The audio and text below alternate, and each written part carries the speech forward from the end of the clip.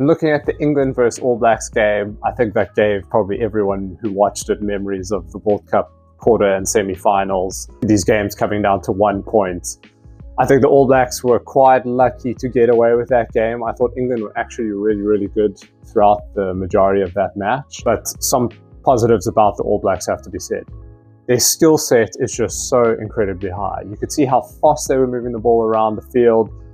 The forwards were tipping them on, throwing offloads out the back line were taking the ball, at speed, on the front foot, balls over the top, short plays.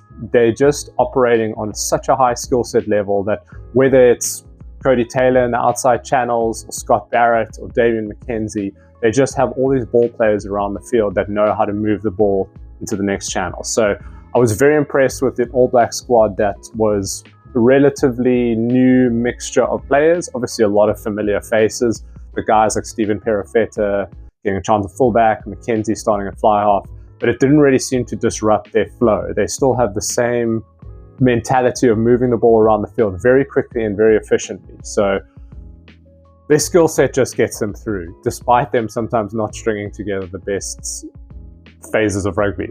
As for England, I actually thought they were quite unlucky to not close that game out. They were really good on attack. They were really good on defense. You could see the influence of Felix Jones, who was with the Springboks, bringing that defensive rush to England. They were fast out the line. They were disrupting the flow of the All Blacks backline and forced McKenzie and them to throw passes over the top, which you could see Tommy Freeman, the England winger, thought had a really good game, rushing out the line and making some massive hits. So you can see England's game plan is evolving, which is quite heartening to see, because I think while they did well in the Six Nations and they've had some great runs in the World Cups as of late, but they started to seem a little bit stagnant and not changing, relying on the Owen Farrell forward structure, which worked, but the game is changing and their defenses need to change. So seeing an England that's more attack orientated, with the likes of Marcus Smith and Henry Slade throwing the ball around, but then on defense being ruthless and rushing out the line, I think that's England's needed a little bit of a shake-up, and it's actually great to see. So Steve Borthwick seems to be working well with Felix Jones, and there's some sort of more attacking, agile rugby that's coming through England. A little shout out has to go to Chandler Cunningham South, which is probably the most English name I've ever heard.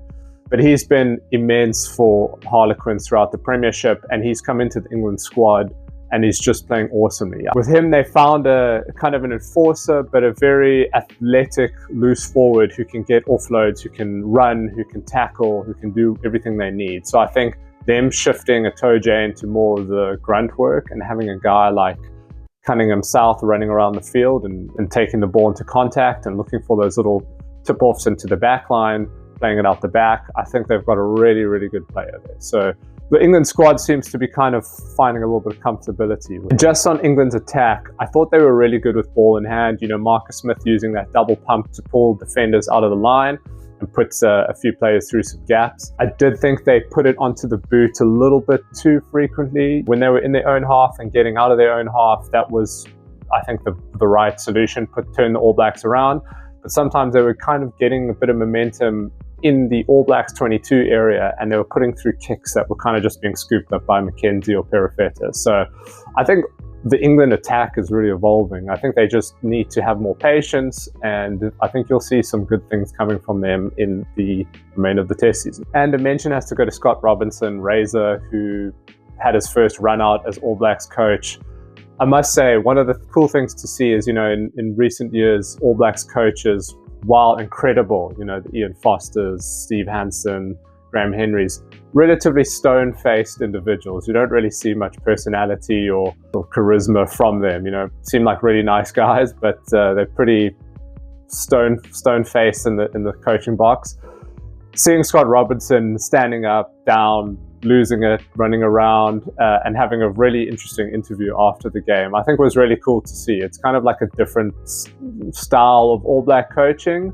Obviously the same philosophy and skill set that they want to showcase, but it was interesting to see a different coach, a different side of New Zealand rugby, a bit more animated face for New Zealand rugby, which was really cool to see. And finally, just talking about other games, a shout out to Samoa, who beat Italy 33-25 down in Samoa, which is a game probably got overlooked by most people this weekend, given how many big test matches there were. But quite a big moment for Samoa rugby, and for them to knock over a bigger union, that is a pretty cool moment for them. So well done to Samoa.